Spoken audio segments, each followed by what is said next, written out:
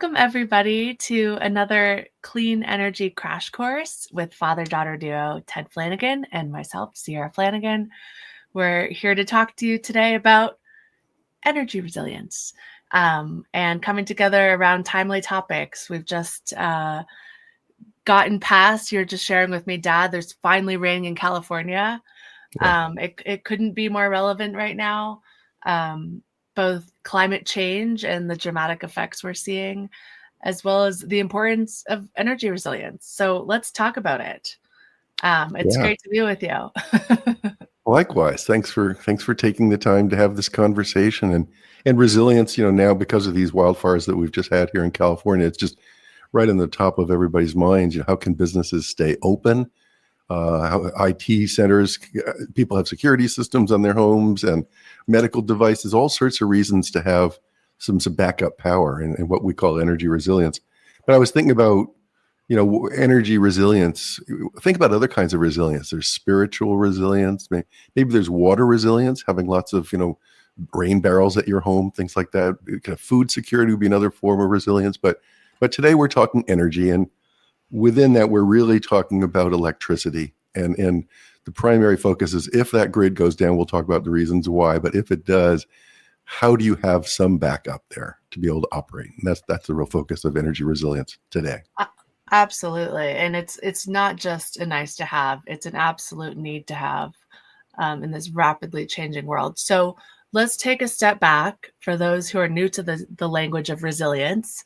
When you say energy resilience, which will be the focus of today's conversation, what does that mean for somebody who's unfamiliar with the term? I guess as simply as it keeps the lights on, right? I mean, the grid goes down for one of many reasons that we can talk about, but your house is wired so that your lights continue to operate. And that's the simplest thing. But, you would want to be very strategic. We have what's called, what are the critical loads that you could power up? And, it's things like medical devices. It's refrigeration in homes, which is often tied to medications. It's security systems in homes. It's some lighting systems. It's all of the being able to charge your cell phone. So what are the critical loads? And if your home is resilient, or if your business is resilient, we're going to talk about, or if your city hall is resilient, or public buildings that we've been working on, if they're resilient, then they continue to operate. And that's really important as the grid gets less stable, as you said, due to climate change in particular. So it's the durability, it's the reliability of these systems to sustain and keep going in the face of changing conditions, extreme weather events, etc. So maybe you could even zoom back a little bit further and talk about the grid. For folks that aren't quite sure with what does it entail to keep the lights on? Obviously, it depends on where you are. It depends on what utility you're relying on. But, talk to us about, what we can do in our own spaces versus more systemic changes that need to be made. Well, yeah, and the grid, I mean, you've got power plants that are typically far away. In California, we have about 1,000 large power plants that we draw on for all of our utilities. And then there are everybody's familiar with, these big transmission lines that cross our country, look awful. And then you get down to the local level and you've got all these local distribution lines. And, at any point you could have failure, all the way from generation to local distribution. And so now it's ever more important because of climate change, and for a number of reasons, really. But now it's ever more important to have a backup. Hospitals, for example, often have generators. They're regulated to have generators. So, in the event that the grid goes down, the hospital continues to operate. That's been considered a critical facility. Fire stations, police stations often have generators. But as we're going to talk about, now there's a carbon-free way of having that backup, and a more economic way of having that backup, by using solar power, which creates all sorts of savings, and then by using batteries, it gives you all sorts of control. And speaking of those power lines, some of those, are very dangerous and have actually been guilty for starting some fires, have they not? Well, absolutely, they have, and also in the distribution system.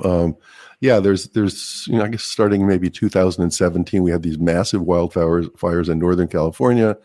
And it was all proven that it was the utilities just gear, which is really not designed for these kind of weather events, extreme droughts and the kind of high winds that we have. But it was the utility gear that sparked the fires.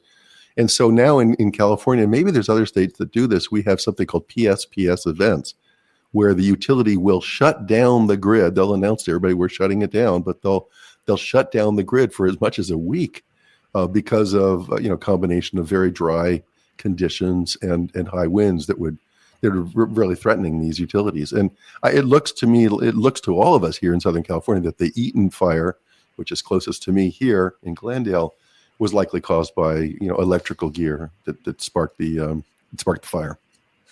And so these can be incredibly vulnerable systems and in many cases outdated. Yep. So how does that then compare to what you call an off-grid system? Yeah, I just wanted to make that distinction kind of early off, that when we talk about energy resilience, and whether it's a city building or whether it's a school or whether it's a home, we're talking about resilience is really having a backup. It's having a backup, not just a plan, but it's backup equipment that's ready to go. That's resilient. You're still grid tied. So most of the time, you're getting your power from the grid. And in fact, your solar system is interfacing with the grid, and your battery can interface with the grid too. Off-grid systems, which used to be for people that are way out in the country that don't have access to electricity, off-grid systems are standalone systems. They are their own. Whatever power they have is what they've got, and they don't have a grid to rely on at all. If their system fails for any reason, then they suffer the consequences of that. And of course, I'll talk a little bit about grid defection. There's some people that ideologically don't want to be part of the grid anymore. They're hugely concerned about fossil fuels and emissions in the environment, and they don't want anything to do with it. And some people are just building homes that are self-sufficient. But that's the off-grid side of it. That's the off-grid side. Gotcha. And I would imagine the utilities aren't that fond of people opting out of the grid itself. Yeah, they're not. And it turns out it's legal to do in California. We did a bunch of research on this, and there's, even the California, Energy Code has chapters or articles actually on standalone systems, off-grid systems, because you still have to meet all the electrical requirements and safety requirements. And, there's rules on grounding of systems and inverter certifications and installation requirements. So you still have to meet a lot of rules, but it is possible to go off on your own. At EcoMotion, we don't recommend that. That's a costly thing to do. We think interfacing with the grid has tremendous financial benefits and also gives you lots of redundancy, but it is an option.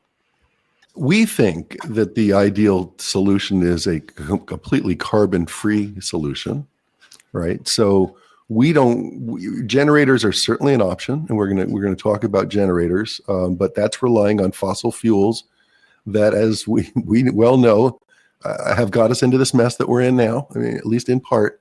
So we think that a carbon-free solution is very, very attractive. And when we start to use solar and batteries, when we couple those together, we also have an indefinite fuel supply because we're recharging the batteries that are used at night. We're charging with sunlight that we get during the day. So a generator is as good as its fuel tank is large.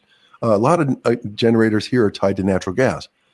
Sometimes the gas grid goes down. In fact, in the fires that we just experienced here in California, the gas grid was shut down, purposefully. So, then you don't have a generator unless that generator had a backup propane tank. But we think that an ideal is to remain grid tied, as we were mentioning, because when you put a solar system on your home or your business, and we happen to evaluate this for you, but with today's electricity rates and today's solar prices, often that solar system is saving you money, right? It's not like a generator. If you buy a generator, you install a generator, it sits there 99% of the time, or 99.9% of the time, it sits there and it just depreciates and gets old. It needs maintenance, gets old, and it dies ultimately. But a solar system, on the other hand, is creating savings from day one and will create savings for 25 or 30 years. And if you think about it conceptually, if you think resilience costs a lot because you want to have a battery there in reserve, or part of a battery in reserve, the solar savings pays for that. So that's why EcoMotion has really gotten to be largely an advocate of these solar plus storage energy resiliency solutions. Gotcha. Because in addition to the fires, which unfortunately those in Southern California are much too familiar with now, what are the other causes of power outages that folks are seeing across the country? Yeah, and Glendale, where I live, the number one cause of outages are Mylar balloons. And the city of Glendale has banned the sale of Mylar balloons. But What are Mylar balloons? like happy birthday balloons that go up and they get caught up in the distribution lines and they short out the lines and cause a blackout. That's the number one source. But then you have other sources. I mean, there's normal system equipment failures, transformers are burning out. You also have other forms of local outages are cars running into power poles and taking out a power pole. So there's high heat conditions. When we have extreme heat in California, when we need power the most to power our air conditioners, we have to derate our power lines, our transmission lines. They cannot operate fully at 100% capacity in the high heat. So we have to derate. So this can cause situations where we might have to have rolling blackouts. There's a lot of, as well as earthquakes and flooding and other things, that are really catastrophic. There's regular blackouts and things that happen. And again, if you have a medical device that is critical, or if you have a security system that's critical, or communication systems are critical, or data center that's critical, all of these, warrant investing in some sort of a backup system. And again, what EcoMotion is helping our corporate clients do and our municipal government clients do is not just spending money for resilience, but is actually figuring out how that resilience doesn't cost you anything. You're getting the savings from solar that are operating every day. And then you're getting savings also from part of your battery that can be used, we call it a day job, used every day. And so that solar and storage becomes a really cost-effective resilience pathway. Right. So it's not just about doing the right thing or environmental stewardship, even at this point. It's about safety and security and what's most economically smart. Yeah. So tell us a little bit more about the resilience work that EcoMotion's doing. Yeah, and I'll start off by saying we really got into this almost 10 years ago in Salinas, California, when my friend Nancy Pfeiffer, who worked for the school district there, called up and said, "Hey, Ted, I want to have 7.5 hour backup for our school. So if the grid goes down at 8 o'clock in the morning, we'll be able to operate." And I said to Nancy, "Well, you may want that, but when we price that out for you, you're not going to want it anymore." And she said, "Oh, I thought I could get it for free." And I said, "Doesn't work like that. Batteries are really, really expensive." We priced it out. It was really, really expensive. And then we came up with the idea of, I wonder if we could finance that. So they would put no money down at all. And that's, at the end of the day, that's what happened. We put solar, there were 6 campuses. We put big solar systems up on every campus, 100% of the load or 95% of the load, leaving a little room for efficiency gains. And then we put big batteries in, and it all got financed. The Generate Capital, Jigger Shaw's firm, financed it ultimately, this combination of solar and storage. And it all got financed at the price that the school district used to pay PG&E. So wow. What the school district got was these beautiful solar systems, big shade structures. They were using it for kids were eating underneath them. And they got all of this resilience at no cost at all. And then beyond that, if the grid goes down, they are prepared. They can operate with their solar and their storage. So that was our first foray. And we realized at that point, we call it threading the needle, this idea of getting resilience at no marginal cost. And that's tricky to do. But then we were hired by 2 different community choice aggregators here in California, sort of a new age form of utility that we've talked about on some of our podcasts. And the first one, the Clean Power Alliance, which is here in Southern California, is the largest CCA in the United States. And they decided that they wanted to work with their member agencies, which are basically cities. They had 32 cities in their CCA and a couple different counties. And they offered for each one of those cities to nominate up to 5 buildings that they wanted to make energy resilient, that they would really value energy resilience for using solar and storage. So we ended up analyzing about 120 different sites for solar and storage. We were looking for a number of things, but to keep it really simple, we were looking for sites like city hall buildings, libraries, community centers that would have tremendous social community value, but that also had plenty of room for solar, had a big electric bill that we could offset with solar, that we could create savings. We needed a place to put the batteries. But these were amazing programs. So what we were doing is we were putting together a portfolio of sites. And I think at the end of the day in the Clean Power Alliance, we ended up with 12 different sites across 12 different cities. We did the same thing up for Ava Community Energy, where we were working. They have 13 member agencies, but we were evaluating about over 60 buildings there. And again, by putting together these portfolios, then we were putting them out to market and getting private developers coupled with financiers to come in and own and operate our what we'll call microgrids that could provide resilience in the event that the grid goes down. So as a PPA? Yes. A power purchase agreement. Again, no money down. And then just as power purchases agreements work and provide this benefit, the owner of the system, which is the PPA provider, ends up doing all the maintenance of the system, guarantees the savings for the systems, guarantees the uptimes for the batteries. So if you can carefully craft a deal, and I'm sort of jumping ahead in my notes, but part of the challenge is to get a large enough portfolio of buildings that have enough solar capacity, enough battery energy storage system energy that it attracts the financiers, and that we can actually get a good PPA price that ideally is at parity with at the same price as what that client used to pay to the utility. So you've basically found a way to finance these transitions or these big projects to becoming resilient. What's the downfall? Why hasn't this happened on a broader scale? Or what do we need to get it to amplify this solution further? Yeah, I think these are the very first, these are the early demonstrations of financing resiliency. When we did what we did with the Santa Rita Unified School District up there in Salinas with Nancy Pfeiffer was way ahead of the curve. I mean, we had to go to 20 different financing agencies or entities. Wow. And finally, it was Jigger Shaw, who was just termed out in Washington at the Loan Programs Office, but who could see that this is the direction that we're going, that, the PPA providers were very comfortable in providing capital for solar systems, right?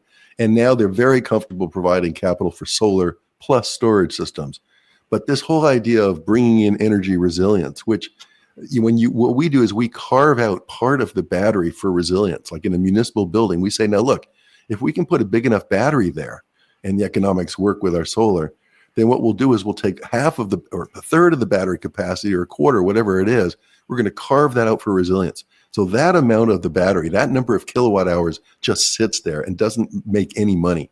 And that financiers don't like to have assets that are not producing revenues. So, but the more progressive ones are getting this. And so I think it'll become more and more common to see that coupled together and to see that resiliency benefit shoehorned right into that PPA. Is this an attractive investment for financiers moving forward? I think financiers will get more and more comfortable with this, but it'll take some time. New. It'll take some time. But there's a lot of businesses and even a lot of homeowners that are going to be willing to pay for this themselves because, as we said, they have some critical need for the power, and they really want. It's worth it for them to be able to continue their operations, whether it's a restaurant or whether it's just a home where people want to have their security systems and want to have the safety and security of a home and have their critical loads met. So speaking of, paying for this a little extra, tell us about Beverly Hills and your work there. Because of course my follow-up question is how can we ensure that this is, something equitable for all people to actually have at home and not just an add-on that people can afford. But let's start with Beverly Hills and that community there that you're working with. Tell us how EcoMotion's been active there. Yeah, well, it's a very exciting project. It's a new project for us, and it's modeled over our work with Solar Santa Monica. We've worked for the city of Santa Monica for now 17 years, advising homeowners and business owners on solar, and now we're advising homeowners and business owners in Beverly Hills on energy resilience. And all the strategies that we've talked about and more are the conversations that we're going to be having. They have a very vocal set of residents that were complaining about the utility situation there, not due to wildfires, but just due to sort of equipment failures. Nobody could really figure out what was going on. All the residents complained to the utility. The utility sort of didn't say anything or couldn't act on it. And so the residents started complaining to the city, and the city decided to create an advisory service and hired EcoMotion to be the advisors. So we'll do telephone consultations. We'll do site assessments to look at their solar opportunities. We'll talk them through their storage opportunities. If they happen to have an F-150 Lightning electric pickup truck, we'll talk through how that could be integrated in their home to provide resilience for their home. We'll talk about what we talked about earlier, grid defection. If they want to really stick it to the utility and go off on their own, we can talk about how that's done and what the pros and cons of that are. So it's a really exciting program. I think it's, again, as we see more and more problems, largely due to climate change, or the root of it is climate change, more and more people are going to need to know what they can do to take action. Absolutely. And what about other communities that are not as affluent? That don't have, such maybe outspoken residents who maybe don't have time to kind of complain about the defections of their grid.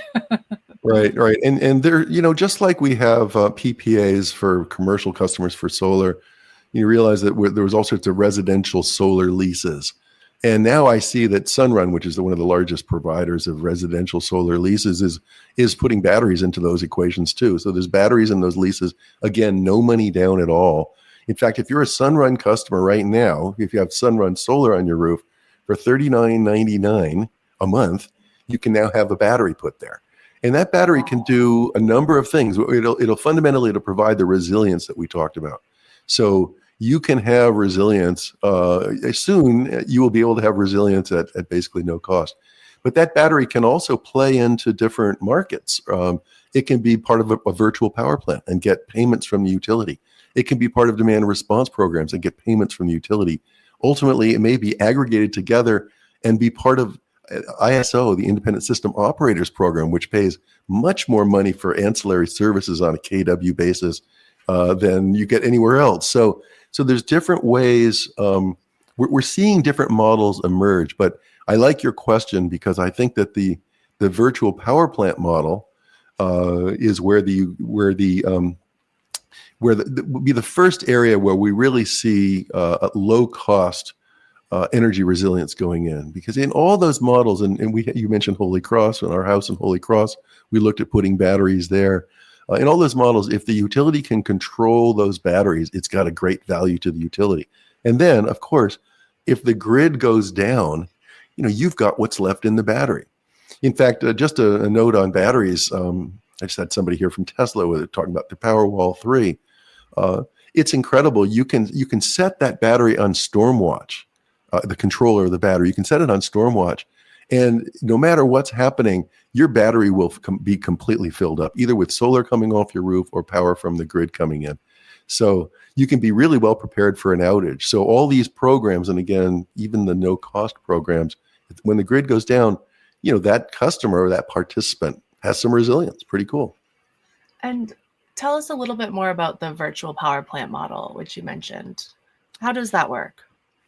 Well, it's neat. I really like the model a lot. And instead of having a central power plant, what you've got are batteries and solar systems, throughout your community. So a home can be part of a virtual power plant. A business can be part of a virtual power plant, and you just aggregate all those power plants up together, and all of a sudden you've got something, utility scale.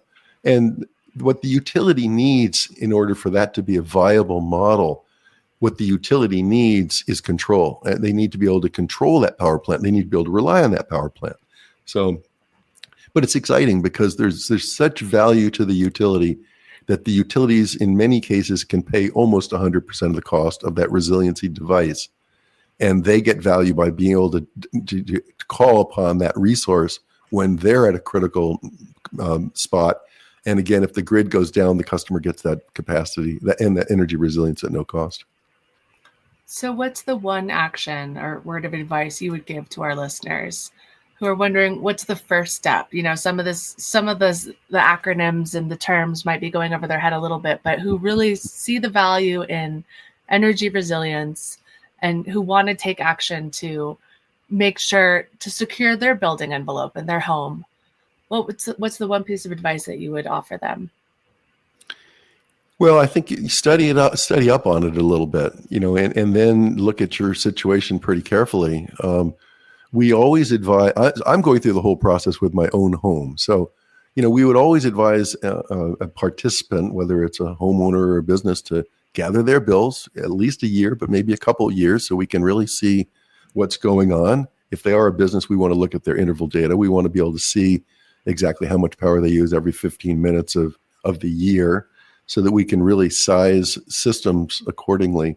But at that point, we always recommend getting 3 different contractors out to come take a look and give a quote and talk about the capabilities of the system. How is that system going to work? Who is going to control it? Who is going to update the software on the system?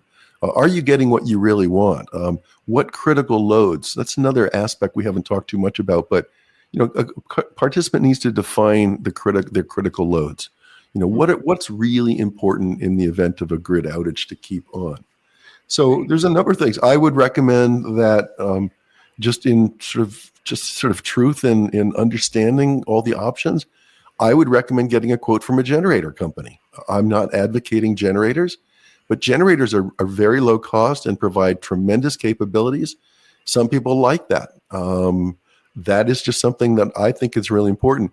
I'll just say this, the first quote I got for solar plus storage, I only need batteries, I already have solar, but my first quote came in from a solar company for a battery at $17,700. Completely turnkey, the whole thing. Everything would be all set to go. I would have energy resilience. Generator company came in and offered me a 24 kW generator for the same price, and a 18 kW, which I could light up the whole neighborhood with that amount of power. But again, it's a fossil solution. It's a noisy solution. It has a fuel supply that it's either limited or at risk. It's not an investment. Maybe it's an investment in one's security, but it's not an investment. It's not going to make money over time like the solar system will. But go through that whole process of looking at your own usage, sort of evaluate that, get some contractors out, get that conversation going, look at the different capabilities, call EcoMotion if you get stuck. Happy to talk about this with all of our listeners. Awesome. So why don't, before we close, let's hear a little bit about your own home resilience journey. I have gathered all my bills. Okay. I've now talked to 4 solar companies. I've been in touch with the generator people. At one point, I got excited by solar Sunrun because there was something on the internet that said $39.99 a month you can have a battery. I thought, that sounds like a heck of a deal. And I called up and was all excited until they said, do you have a Sunrun solar system? And I said, no. That is only for Sunrun customers. So, but the other part of it we haven't talked too much about is this vehicle to home integration. I'm really excited about that because a Powerwall 3 has 13.5 kilowatt hours. That's all it is. It's not a lot. On a sunny day here, our house might use 40 kilowatt hours when we're using air conditioning. Now, our cars, we have 2 EVs sitting right here. My little Bolt has 65 kilowatt hours on board. The Tesla Model Y has 75 kilowatt hours on board. Those are many, many times greater than the Powerwall. And the Ford F-150 Lightning that's getting a lot of credit because it's the first one that really has come up with a system to integrate with a home.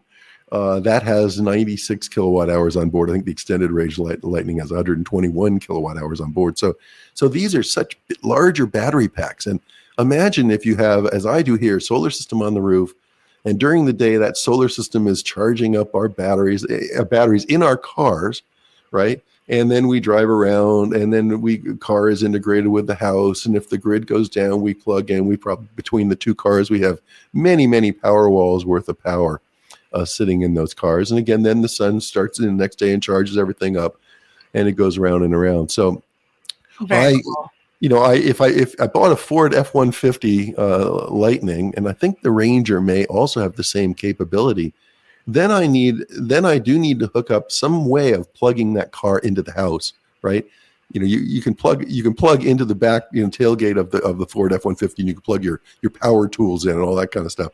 But you can also plug that into your house, and that requires something called the home integration system, and you need a charge controller there. And there's, I guess there's about $10,000 to $12,000 worth of hookup required to be able to do that. But that's a lot. If I already had one of those pickups, that's cheaper than the generator. That's cheaper than the power walls, and Right. gives you a lot of capability. So I'm just looking at all of those options. The only one I'm not interested in is going off the grid. I like what the grid does, and then it's providing lots and lots of redundancy, and I'm a supporter of that. So our path is, I'll report back on our pathway to resilience here. But yeah, it's happening. The future is now, and I love the idea of using vehicles, the batteries as an additional source of resilience. We know that's happening on a bigger scale with buses, etc. So anyway, it's a very exciting topic.